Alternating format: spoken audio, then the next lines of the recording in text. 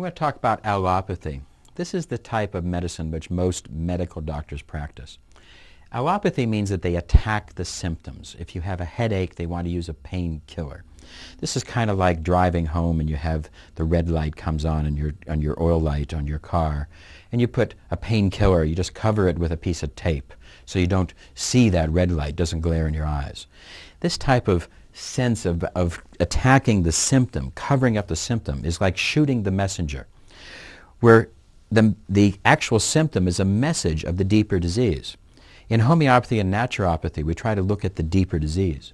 Chelier said that as stress enters the body, we go into an initial alarm reaction rich in symptoms. We might be exposed to a toxin. We might be exposed to excess stress, etc., work stress.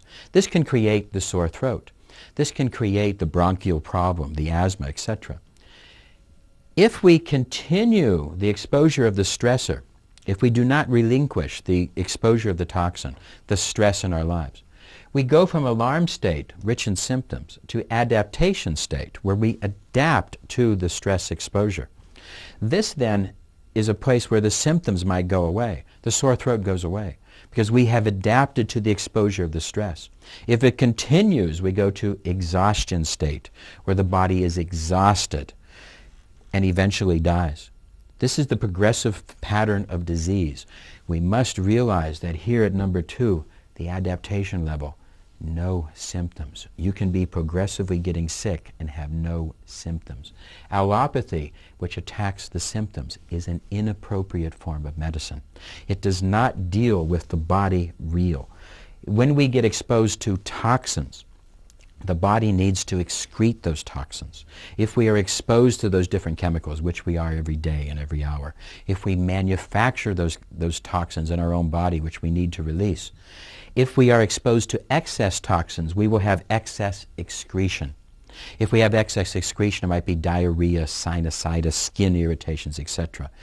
If we are then so unlucky as to go to an allopath, the allopath will mistake our symptom, the diarrhea, the skin irritation, the sinusitis. He will see that as the symptom, and he will attack the symptom, thereby driving the toxin deeper.